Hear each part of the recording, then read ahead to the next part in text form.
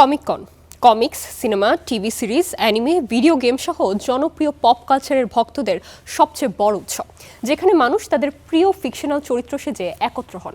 বাংলাদেশেও এখন Marvel, DC, anime কিংবা ভিডিও গেম ক্যারেক্টার সেজে কসপ্লে করার আগ্রহ দিন দিন বাড়ছে। বিশ্বের সবচেয়ে বড় কমিক-কন উৎসব বসেছে যুক্তরাষ্ট্রের সান ডিয়েগোতে, যেখানে এক ছাদের নিচে জড়ো হয়েছেন সুপারহিরো, ভিলেন, অ্যানিমে আর ভিডিও গেম ক্যারেক্টার সহ অসংখ্য পরিচিত মুখ।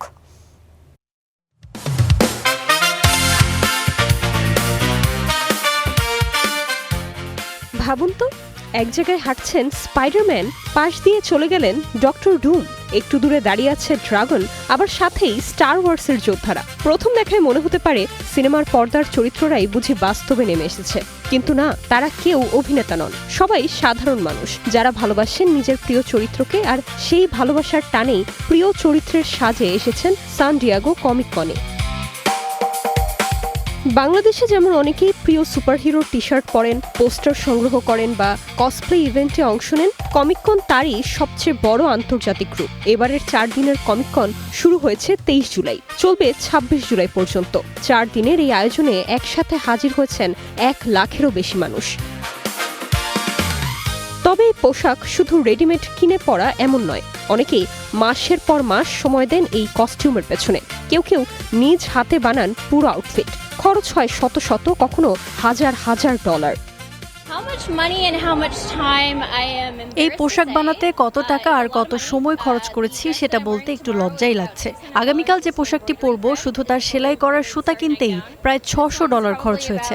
আর আজ আমি যে পোশাকটি পরেছি সেটি বানাতে উপকরণ আর অলংকার মিলিয়ে প্রায় $2000 লেগেছে। কত সময় লেগেছে সেটার হিসাব নেই। এখানে আসা যেমন ব্যয়বহুল, তেমনি কসপ্লে বানাতেও অনেক টাকা আর সময় লাগে, কিন্তু এত আনন্দ পাই যে সব পরিশ্রমই সার্থক মনে হয়। এর মধ্যে এক ধরনের জাদু আছে। সবচেয়ে বড় কথা, কমিক-কনে একটা কমিউনিটি তৈরি হয়। অনেক ছোট ছোট শিশু অবাক হয়ে আমার কাছে এসে বলে, ও টুথলেস। তখন খুব ভালো লাগে। মানুষকে আনন্দ দেওয়ার জন্যই এটা করি।